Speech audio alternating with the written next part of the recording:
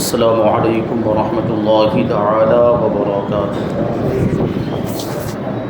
نحمده ونصلي ونسلم على رسوله الكريم اما بعد فاعوذ باللہ من الشیطان الرجیم بسم اللہ الرحمن الرحیم ان اللہ وملائکته یصلون علی النبی یا ایھا الذین آمنوا صلوا علیہ وسلموا تسلیما اللهم صل علی سیدنا ومولانا محمد معدن الجود والکرم وآلہ الکرام وابنہ الکریم وبارک وسلم صلاۃ وسلام علیک یا رسول اللہ صلی اللہ تعالی علیہ وسلم۔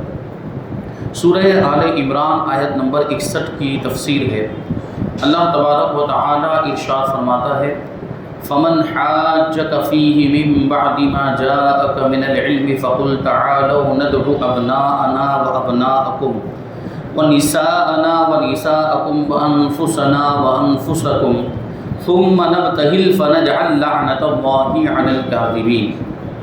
پھر اے حبیب تمہارے پاس علم آ جانے کے بعد جو تم سے عیسیٰ کے بارے میں جھگڑا کریں تو تم ان سے فرما دو آؤ ہم اپنے بیٹوں کو اور تمہارے بیٹوں کو اور اپنی عورتوں کو اور تمہاری عورتوں کو اور اپنی جانوں کو اور تمہاری جانوں کو مقابلے میں بلاتے ہیں، پھر مباہلہ کرتے ہیں اور جھوٹوں پر اللہ کی لعنت ڈالتے ہیں۔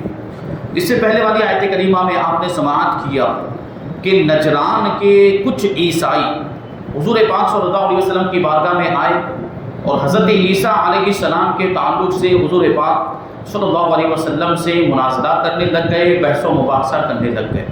حضور پاک صلی اللہ علیہ وسلم نے ان کو سمجھانے کی کوشش کی کہ حضرت عیسیٰ علیہ السلام یہ خدا نہیں، خدا کے بیٹے نہیں ہیں، بلکہ حضرت عیسیٰ علیہ السلام اس کے بندے اور اس کے رسول ہیں، لیکن یہ لوگ ماننے کے لیے تیار نہیں ہوئے۔ تو اس کے بعد جو بات ہوئی ہے اور اس کے آگے کا جو واقعہ ہے وہ اس آیت کریمہ میں بیان کیا جا رہا ہے کہ دلیل آ جانے کے باوجود، علم آ جانے کے باوجود بھی جو آپ سے جھگڑا کر رہے ہیں اور بات نہیں مان رہے ہیں اور مناظرہ کیے جا رہے ہیں، بحث و مباحثہ کیے جا رہے ہیں، تو پھر ان کو مباہلہ کی دعوت دے دو، ان کو مباہلہ کے لیے میدان میں بلاؤ کہ وہ بھی آئیں، ان کے بچے بھی آئیں، ان کی عورتیں بھی آ جائیں میدان میں، اور ایک دوسرے کے لیے ہلاکت کی دعا کریں۔ جو حق پر ہوگا اسے کچھ بھی نقصان نہیں پہنچے گا، اور جو باطل ہوگا، جو جھوٹا ہوگا، وہ ہلاک و برباد ہو جائے گا۔ جھوٹوں پر اللہ کی لعنت بھیجے۔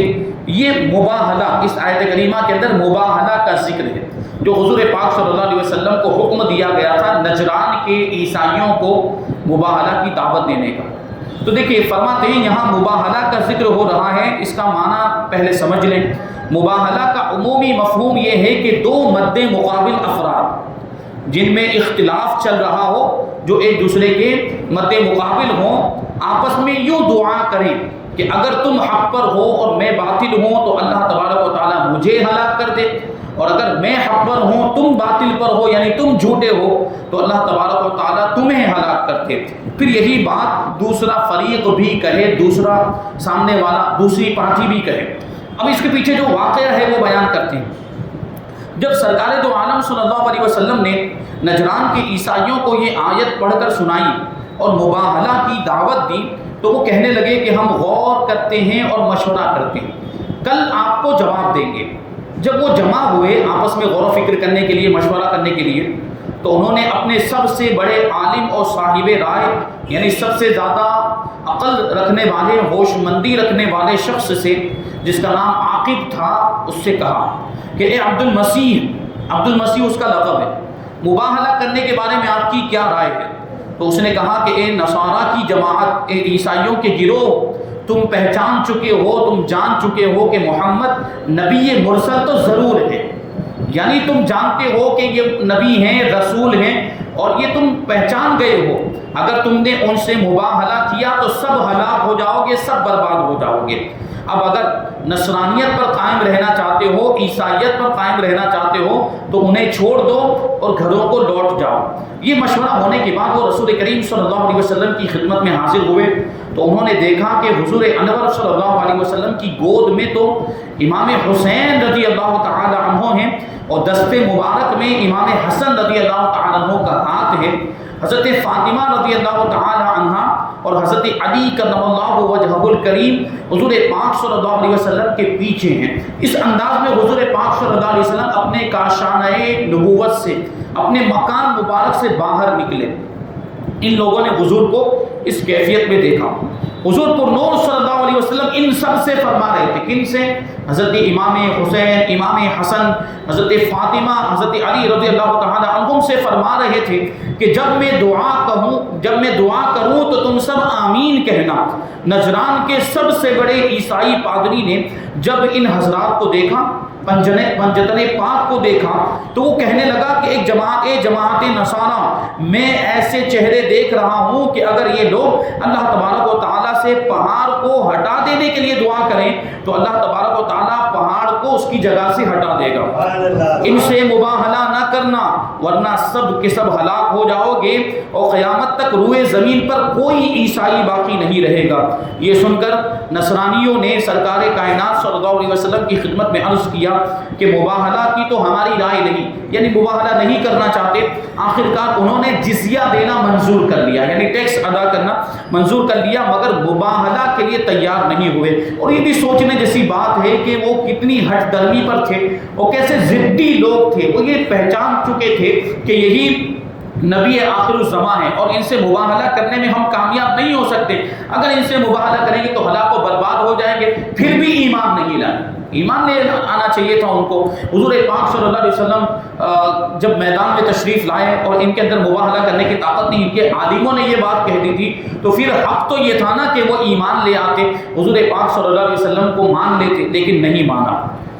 سرکار دو عالم صلی اللہ علیہ وسلم نے فرمایا کہ اس ذات کی قسم جس کے دست قدرت میں میری جان ہے، نجران والوں پر عذاب قریب آ چکا تھا، اگر وہ مباہلہ کرتے تو بندروں اور سوروں کی صورت میں مسخ کر دیے جاتے، یعنی بندر اور سور بنا دیے جاتے اور جنگل آگ سے بھڑک اٹھتا، جنگل میں آگ لگ جاتی اور نجران اور وہاں کے رہنے والے پرندے تک نیست و نابود ہو جاتے، اور ایک سال کے عرصے میں تمام نصارہ ہلاک ہو جاتے، یعنی پوری دنیا کے عیسائی تباہ و برباد ہو جاتے۔ اس سے دو مسئلے معلوم ہوئے، ایک یہ کہ مناظرے سے اوپر مباہلے کا درجہ، مناظرہ تو بحث و مباحثہ ہوتا ہے، اس میں تو بات چیت ہوتی ہے، اس میں دلیلیں دی جاتی ہیں، لیکن مباہلہ کیا ہوتا ہے؟ ایک دوسرے کے لیے ہلاکت کی دعا کی جاتی ہے، یہ مناظرے سے بھی بڑھ کر کے، یعنی مخالف دین کے ساتھ بد دعا کرنی، جو دین کا مخالف ہے، جو ہمارے دین کی پیروی نہیں کرتا یا جو غلط عقیدہ رکھتا ہے، کفری عقیدہ رکھتا ہے، گمراہیت والا عقیدہ رکھتا ہے، اس کے لیے اس انداز میں دعا کرنا، بد دعا کرنا، یہ مباہلہ کہلاتا ہے۔ دوسرے یہ کہ مباہلہ دین کے یقینی مسائل میں ہونا چاہیے، نہ کہ غیر یقینی مسائل میں، لہٰذا اسلام کی حقانیت پر تو مباہلہ ہو سکتا ہے، یعنی ہم یہ دعویٰ کرتے ہیں اور دعویٰ کر بھی سکتے ہیں کہ الحمدللہ ہمارا دین سچا ہے، ہمارا دین حق ہے، سامنے والا اسلام کا انکار کرتا ہے تو اس کے ساتھ مباہلہ ہو سکتا ہے، لیکن پھر مباہلہ کرنے والا بھی اس درجے کا ہونا چاہیے، اس مقام پر پہنچا ہوا ہونا چاہیے۔ یہ نہیں کہ جو بے نمازی وہ اٹھ کر کھڑا ہو جائے، وہ کہنے لگے کہ میرا دین حق ہے، میرا دین سچا ہے، تو آؤ مجھ سے مباہلہ کر لو، آؤ ہم دونوں مل کر آگ میں کودتے ہیں۔ یہ ہر کسی کے بس کی بات نہیں ہے، ہر کسی کا کام نہیں ہے، وہ اس درجے کا ہونا چاہیے جو مباہلہ کا چیلنج دے گا۔ حنفی شافعی اختلافی مسائل میں مباہلہ نہیں ہو سکتا، کیونکہ یہ یقینی مسائل نہیں ہے۔ جو امام شافعی سے ہمارا اختلاف ہے یا امام احمد ابن حنبل سے جو ہمارا اختلاف ہے، اس میں مباہلہ کرنے کی اجازت نہیں ہے، اس میں مباہلہ ہو بھی نہیں سکتا، کیونکہ یہ جو اختلاف ہے یہ ظنی اختلاف ہے، یقینی نہیں ہے کہ ایسا ہی ہے، یہ یقینی نہیں ہے، اس لیے اس میں مباہلہ نہیں ہو سکتا ہے۔ آیت نمبر 63 میں اللہ تبارک و تعالیٰ 62 اور 63 میں ارشاد فرماتا ہے، ان ھذا لہو القصص الحق وما من الہ الا اللہ وان اللہ لہو العزیز الحکیم فان تولوا فان اللہ علیم بالمفسدین۔ بے شک یہی سچا بیان ہے اور اللہ کے سوا کوئی معبود نہیں، اور بے شک اللہ ہی غالب ہے، حکمت والا ہے، پھر اگر وہ منہ پھیریں تو اللہ فساد والوں کو جانتا ہے۔ یعنی یہ کہ حضرت عیسیٰ علیہ السلام اللہ کے بندے اور اس کے رسول ہیں، یہی سچی بات، یہی سچا بیان ہے، اور اللہ کے سوا کوئی معبود نہیں، اللہ کے سوا کوئی عبادت کے لائق نہیں۔ یعنی حضرت عیسیٰ علیہ السلام بھی معبود نہیں، یہ بھی رد ہو رہا ہے۔ اس میں نصارہ کا بھی رد ہے کہ حضرت عیسیٰ علیہ السلام معبود نہیں ہے، اور تمام مشرکین کا بھی رد ہے۔ عام طور پر تمام مشرکین، کیونکہ مشرک جو ہیں، مشرک کہتے ہی اس کو جو خدا کے سوا دوسرے کسی کی بھی عبادت کرے، اللہ کے سوا کسی دوسرے کو بھی واجب الوجود اور لائق عبادت مانے تو وہ مشرک ہوتا ہے۔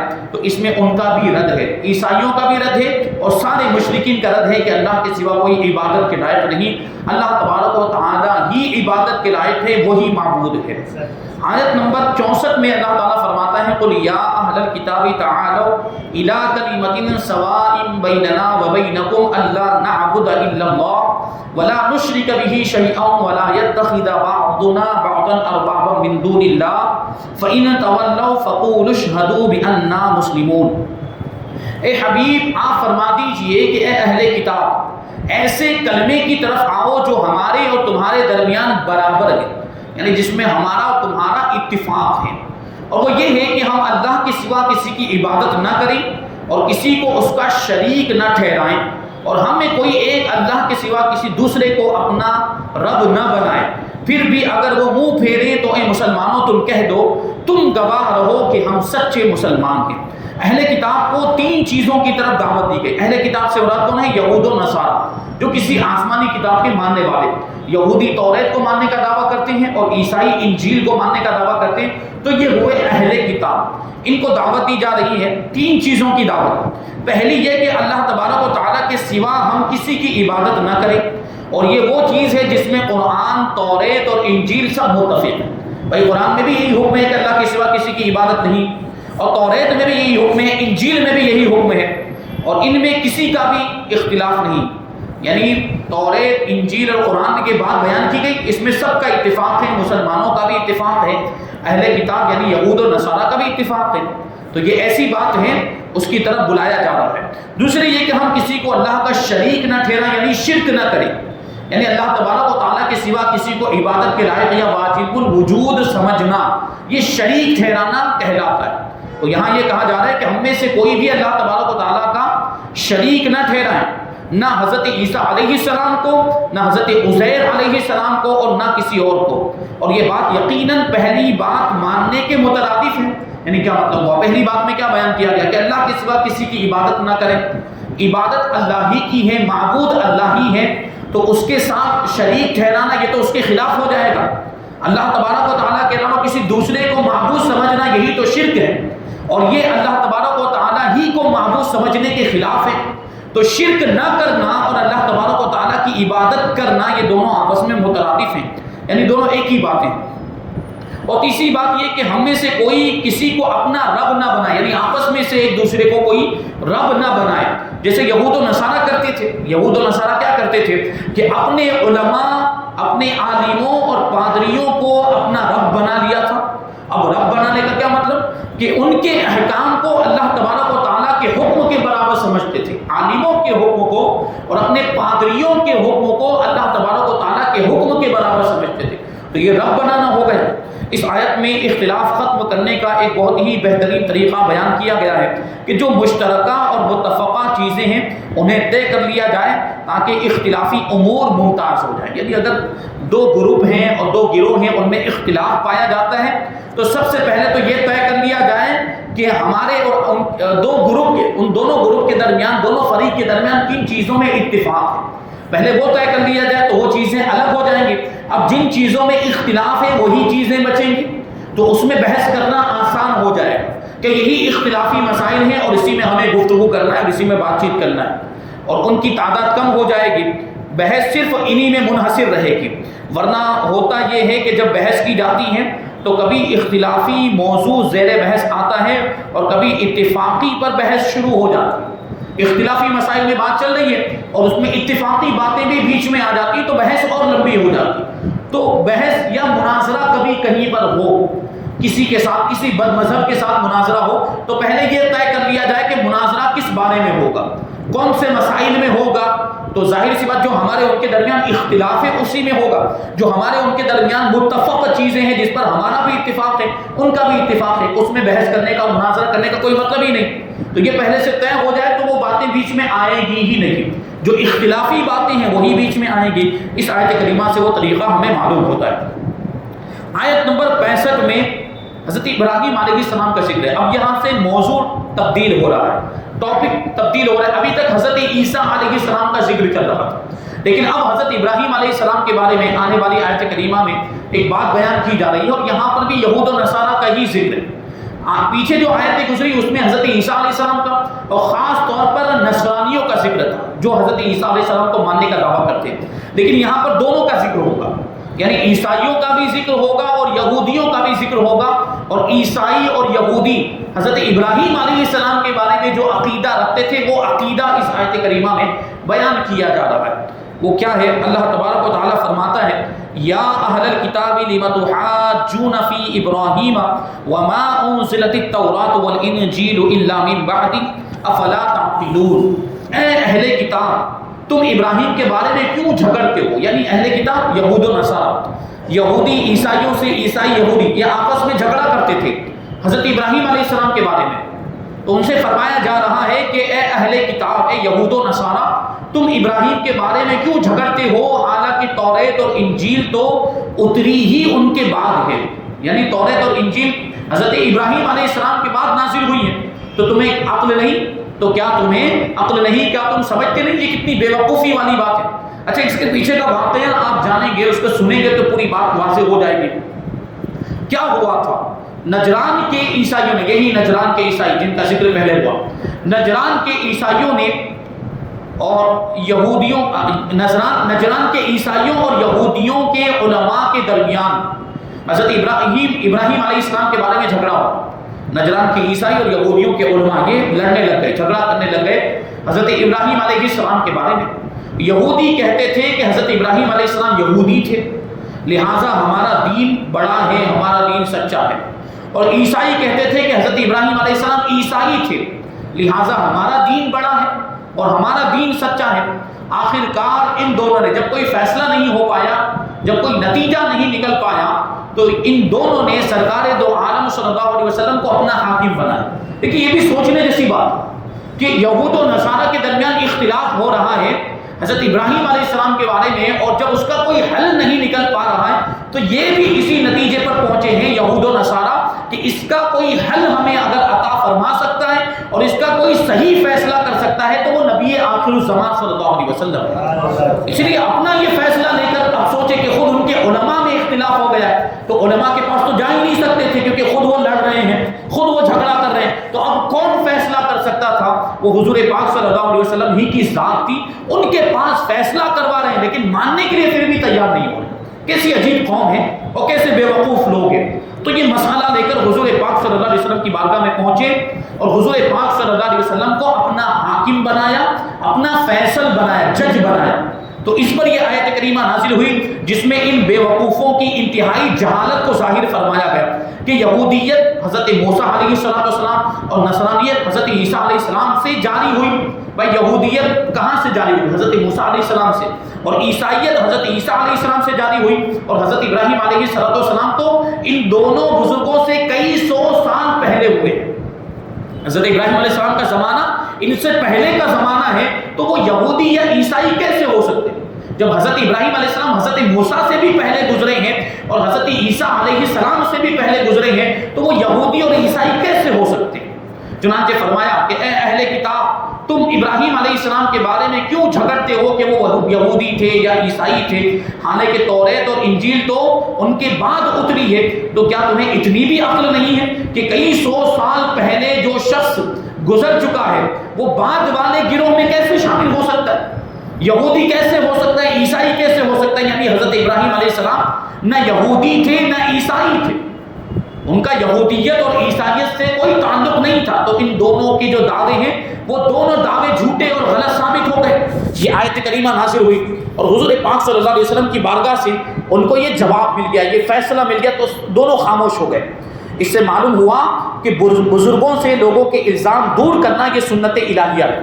دیکھیے حضرت ابراہیم علیہ السلام پر انہوں نے الزام لگایا تھا، حضرت ابراہیم علیہ السلام کے بارے میں یہ غلط بات انہوں نے مشہور کر دی تھی کہ وہ یہودی تھے یا عیسائی تھے، تو اللہ تبارک و تعالیٰ نے حضرت ابراہیم علیہ السلام کی ذات سے اس الزام کو دور کر دیا کہ نہ وہ یہودی تھے نہ عیسائی تھے، وہ تو مسلمانوں میں سے تھے، وہ دین حنیف کے پیروکار تھے۔ ان کی عظمت کی حمایت کرنا، یعنی بزرگوں کی عظمت کی حمایت کرنا یہ محبوب چیز ہے، یعنی پسندیدہ چیز ہے۔ بزرگوں کی عظمت کو بیان کرنا، ان پر اگر کوئی اعتراض ہو رہا ہو تو اس اعتراض کو دور کرنا یہ اللہ تبارک و تعالیٰ کی سنت ہے۔ اللہ تبارک و تعالیٰ نے حضرت ابراہیم، حضرت سلیمان اور دیگر بہت سے انبیاء کرام علیہ السلام پر ہونے والے اعتراضات کو دور فرمایا ہے۔ اور اس آیت مبارکہ سے علم تاریخ کی اہمیت بھی واضح ہوتی ہے، یعنی یہ تاریخ کا علم بھی ہونا چاہیے، ہسٹری اور اتہاس کا بھی علم ہونا چاہیے، کیونکہ یہاں جو جواب دیا گیا نا، آپ غور کریں، اس جواب کا تعلق سراسر علم تاریخ ہی سے، زمانے کے اعتبار سے بتایا گیا کہ حضرت ابراہیم علیہ السلام کا زمانہ تو پہلے کا، یہ تاریخ کی بات ہے کہ نہیں، یہ ہسٹری کی بات ہے۔ اگر کسی کو یہ معلوم ہی نہ ہو کہ حضرت ابراہیم علیہ السلام کا زمانہ کون سا ہے یا حضرت عیسیٰ کا زمانہ کون سا ہے، حضرت موسیٰ کا زمانہ کون سا ہے، تو یہ جواب نہیں دے پائے گا۔ لیکن یہ پروردگار کی شان ہے، پروردگار تو سب کچھ جانتا ہے، اس نے قرآن مجید کے اندر یہ یوں تاریخ کے ذریعے سے جواب ارشاد فرمایا۔ تو علم تاریخ کی اہمیت بھی اس سے واضح ہوتی ہے کہ تاریخ کا علم بھی ہونا چاہیے، ہسٹری کا بھی علم ہونا چاہیے، کہ یہاں تاریخ پر ہی حقیقت کا دار و مدار، یہاں جو بیان کیا گیا فی زمانہ علم تاریخ کی ویسے بھی بہت زیادہ ضرورت ہے، اتہاس پڑھنے کی، خاص طور پر اسلامی تاریخ پڑھنے کی بہت زیادہ ضرورت ہے، کیونکہ ہمارے زمانے کے بہت سے گمراہ لوگ تاریخ کو مسخ کر کے ہی لوگوں کو گمراہ کر رہے ہیں، تاریخ کو بگاڑ کر، تاریخ کے اندر جو حقیقتیں بیان کی گئی اس کو تبدیل کر کے۔ اچھا، یہ ہمارے اپنے لوگ بھی کر رہے ہیں، مسلمان کہلانے والے لوگ بھی کر رہے ہیں، اور غیر تو کر ہی رہے ہیں، غیر تو ہماری تاریخ کو اور زیادہ تبدیل کرنے کی کوشش کر رہے ہیں، اس کو بھلانے کی کوشش کر رہے ہیں کہ بھلا دیا جائے کہ مسلمانوں کا ماضی کیسا تھا، مسلمانوں کا جو ترقی والا جو دور تھا وہ کیسا تھا، وہ بھلانے کی کوشش کی جا رہی ہے۔ تو یہ ہو رہا ہے، تو ایسے ماحول میں ہمیں تاریخ کو اور زیادہ پڑھنے کی ضرورت ہے، جو حقیقی تاریخ ہے۔ یہ اگرچہ اسکولوں کے سلیبس میں تبدیلی لے کر آ سکے، لیکن لائبریریوں میں آج بھی تاریخ کی کتابیں محفوظ اور موجود ہیں، ان کو جا کر پڑھا جا سکتا ہے اور صحیح تاریخ معلوم کی جا سکتی ہے، اور اس کو دوسروں تک پہنچانے کی کوشش بھی کرنی چاہیے۔ یوں ہی علم اسماء الرجال حقیقتاً تاریخ پر ہی دار و مدار رکھتا ہے۔ علم اسماء الرجال کا کیا مطلب ہوتا ہے؟ حدیث کے جو راوی ہوتے ہیں، حضور پاک صلی اللہ علیہ وسلم کی حدیث، ابھی اس پر گفتگو کروں تو بات بہت لمبی ہو جائے گی کہ حدیث کی روایت میں کیسی احتیاط کی جاتی ہے، کہ یہ راوی جو حدیث کو روایت کر رہے ہیں ان کے حالات کو بھی پیش نظر رکھا جاتا ہے کہ وہ کس زمانے کے ہیں، یہ جن سے روایت کر رہے ہیں ان سے پہلے کے ہیں یا ان کے بعد کے، ان سے ملاقات ہوئی ہے کہ نہیں ہوئی، یہ دوسرے نمبر کے راوی پہلے نمبر کے راوی سے حدیث روایت کر رہے ہیں، تو ان دونوں کا زمانہ ایک ہے کہ نہیں ہے؟ اگر ان دونوں کا زمانہ ایک نہیں ہے تو پھر یہ کیسے روایت کر رہے ہیں؟ مطلب زمانہ الگ الگ ہے تو ملاقات نہیں ہوئی ہے، جب ملاقات نہیں ہوئی تو انہوں نے حدیث کہاں سے سن لی؟ تو بیچ میں کوئی ایک راوی، اس کا مطلب یہ ہے کہ پوشیدہ ہے، بیچ میں ایک راوی کو حذف کر دیا گیا ہے۔ تو یہ اسماء الرجال کا علم ہوتا ہے، اس میں جو ہے وہ تاریخ یاد رکھی جاتی ہے کہ کون سے راوی کی تاریخ وفات کیا ہے، تاریخ ولادت کیا ہے، وہ کب پیدا ہوئے، کہاں پیدا ہوئے، کتنے سال تک زندہ رہے، ان کی عمر کیا تھی، یہ سب اس میں بحث کی جاتی ہے۔ یہ حدیث کو روایت کرنے میں محدثین نے اتنی زیادہ احتیاط سے کام لیا ہے، یہ حدیثیں جو ہم تک پہنچی ہیں اس پر کبھی انشاءاللہ تبارک و تعالیٰ ہم گفتگو کریں گے۔ نیز قوموں کے عروج و زوال، ترقی اور ناکامی، تنزلی اور اس کے اسباب یہ بھی تاریخی سے معلوم ہوتے کہ پرانے زمانے میں قوم تھی وہ تباہ و برباد ہو گئی، تو وہ کیسے ہوئی، اس کے اسباب کیا تھے، وہ تاریخ کو پڑھیں گے تب پتہ چلے گا۔ یا فلاں قوم ترقی پر تھی تو وہ ترقی پر کیوں تھی، یا ہم خود اپنے ماضی کا جائزہ لیں کہ ہمارا ایک ترقی والا دور گزرا ہے تو اس کے اسباب کیا تھے، ہم نے اس وقت ترقی کیوں کی تھی، اور اب ہم تنزلی کا شکار ہیں، ہم اب پستی کی طرف جا رہے ہیں، ناکامی کی طرف جا رہے ہیں، تو اس کے اسباب کیا ہیں۔ یہ تاریخ کو اگر جانیں گے تبھی ہمیں پتہ چلے گا، یہ تاریخ ہی سے معلوم ہوتا ہے۔ البتہ اپنے طور پر ہر ایک کو تاریخ کی اجازت نہیں، کیونکہ موجودہ تاریخ میں بہت سی گمراہ کرنے والی باتیں بھی شامل کر دی گئی ہیں۔ بے علم آدمی پڑھے گا تو مارا جائے گا، وہ بھی گمراہ ہو جائے گا۔ کسی مستند عالم کی رہنمائی میں تاریخ پڑھنی چاہیے، تاریخ کا مطالعہ کریں، لیکن کسی عالم دین کی رہنمائی میں کوئی بات ایسی لگے کہ جس میں وہ سمجھ میں نہ آ رہا ہو یا جو قرآن و حدیث سے ٹکرا رہی ہو تو پھر وہ عالم دین سے پوچھے کہ حضرت یہ بات میرے سامنے آئی، ہسٹری پڑھ رہا تھا، تاریخ کا مطالعہ کر رہا تھا، تو یہ بات مجھے سمجھ میں نہیں آ رہی، آپ مجھے سمجھائیں. ٹھیک ہے، تو اس انداز میں اگر تاریخ پڑھیں گے تو ٹھیک ہے، اکیلے خود ہی پڑھیں گے تو گمراہ ہونے کا اندیشہ ہے. بہرحال یہاں پر اس آیت کی تفسیر مکمل ہوئی. انشاءاللہ تبارک و تعالیٰ آنے والی آیت کریمہ کی تفسیر ہم آئندہ درس میں شامل کریں گے. اللہ تبارک و تعالیٰ کی بارگاہ میں دعا ہے کہ جو کچھ بھی بیان ہوا اس پر ہم سب کو عمل کرنے کی توفیق عطا فرمائے اور نور قرآن سے ہم سب کے دلوں کو روشن اور منور فرمائے. وما علینا الا البلاغ.